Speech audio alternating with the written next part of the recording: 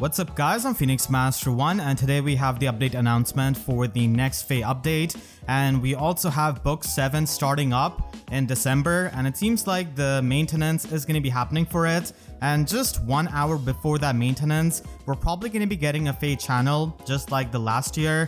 So it is going to be happening on the same day as maintenance, and then we're going to be able to know the new OC and the weapon refines, I believe, after the maintenance is over. So yeah, that is the FEH channel timing, which a lot of people are definitely going to be looking out for. It is going to be quite early on for me, at least in the morning, but for the Americans it is going to be like Sunday night. So this time we've got 2 duo weapon refines and also one of the most merged up and built up units in Kronya getting a weapon refine.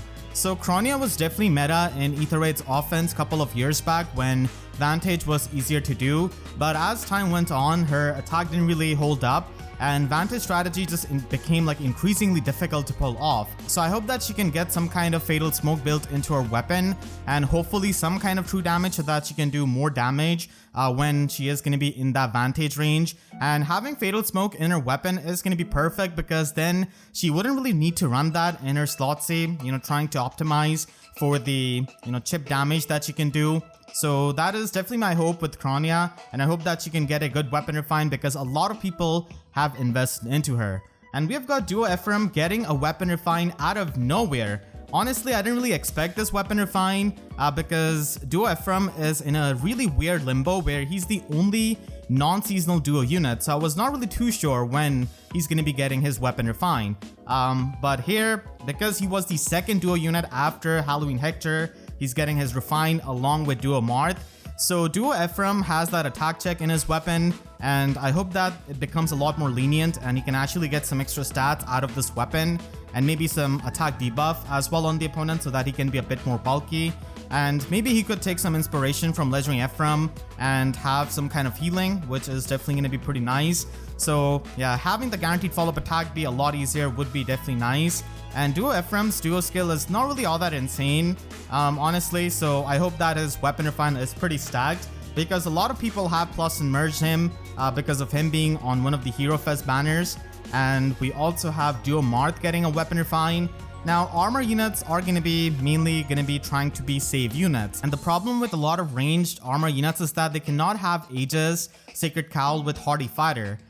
So they cannot really have those defensive special to protect them against lethality or deadeye. So that is pretty much one of the reasons why you don't really see range armor units that much. And they do have access to at least stuff like Savvy Fighter, for example, that they can utilize. So Marth is going to be fast enough to make use of that. Marth can get these special charges with this weapon, so I hope that they can expand upon that and make it a lot easier. And he can also get the bonus doubler effect from his duo skill, so if they just give him like bonus doubler in his weapon, it is going to be stacking up with the bonus doubler effect that he can use with his skill. Unlike Brave Marth and Legendary Marth, he doesn't have access to Shining Emblem, so maybe they could also try and make him into a buff bot. So there are definitely many ways of going about his weapon refine. We also have Nah getting her refine, which is definitely quite overdue. Her weapon can give her the follow-up negation, so I hope they can double down on the defensive effects and also provide her with the guard effect. And having the auto follow-up in her weapon would also free her up from running Crooked Post. And because of being Dragon, she does have access to the distant counter Dragon Sacred Seal, so having more bulk is always going to be really helpful for someone like Nah. Red Infantry Dragons don't really have that much competition because Sothis just got absolutely destroyed, but we do have Ascended TK recently who is really good Infantry Red Dragon, so it is going to be easy enough for Nah to stand out if she ends up getting a pretty solid weapon refine. And we also have Hubert at the end getting a refine, and Hubert is one of those units who didn't really deserve to be 5-star log because he doesn't really have any kind of like very useful skills. So Hubert could get a weapon refine that could reflect upon his personality, which is pretty sinister, and maybe he could just debuff the opponents or panic them because he's scary, or maybe he could have some kind of weapon refine that can go along well with the effects that Edelgard has got. Because Edelgard is mostly going to be Axe unit, maybe he could try and get effective damage against red units. That would be pretty funny to see, Hubert just trying to destroy any kind of potential opponents which could kill Edelgards. So I would definitely like that kind of weapon refine that can reflect upon his personality, and I think a lot of people will as well. So we only have 5 refines this month. Unfortunately, no demote Weapon Refine. I think Bantu's Weapon Refine is quite overdue now. He should have gotten that in October, but still he didn't really get that. But I hope he can get that next month because demote units are definitely kind of lagging behind when it comes to the Weapon Refinery. And if this month's Weapon Refine doesn't really interest you that much, then the next month we're going to be getting Death Knight as the Grantor Battle Weapon Refine, and Winter Sothis also getting her Weapon Refine.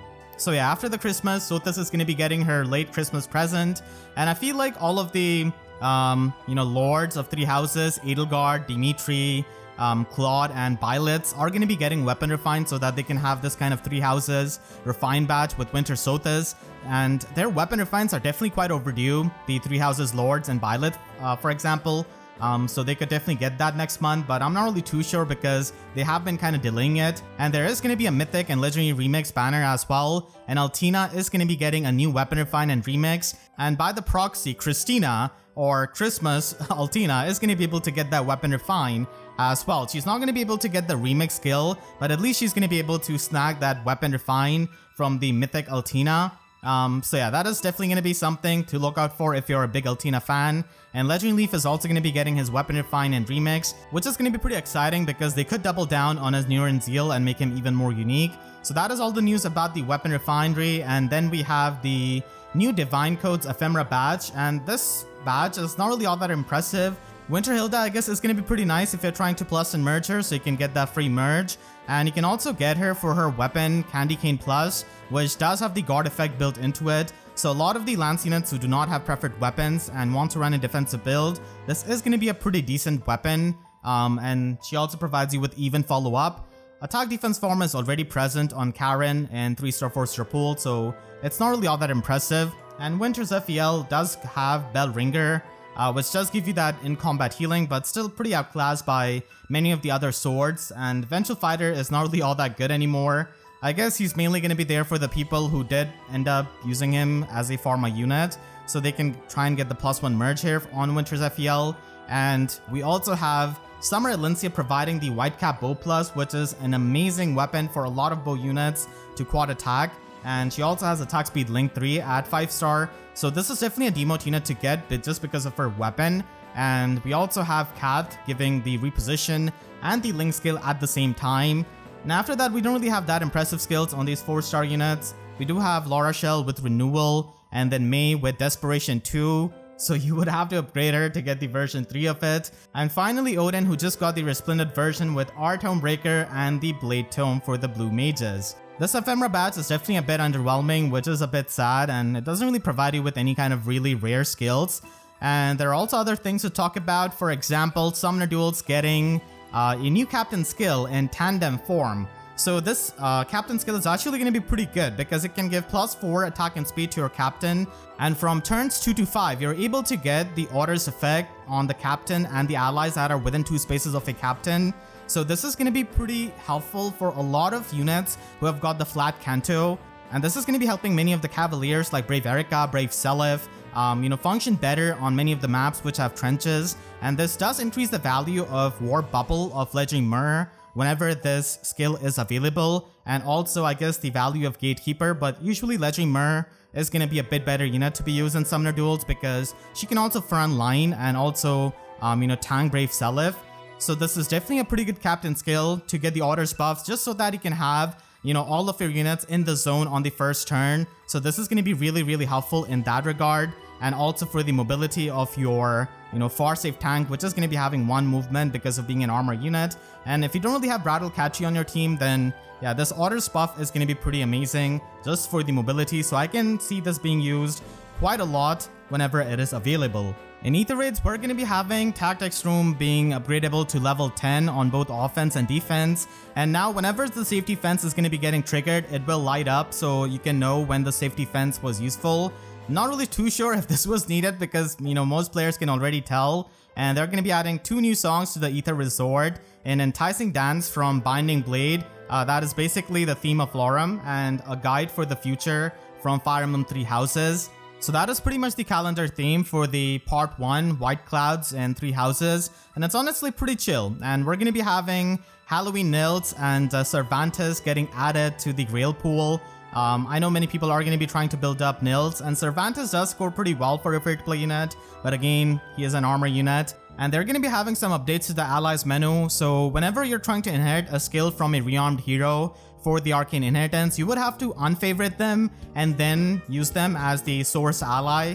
But now rearmed units don't really need to get defavorited just so that you can use their fodder and the arcane inheritance. And they're also going to be adding more filter types so that you can clearly see your ascended and rearmed units.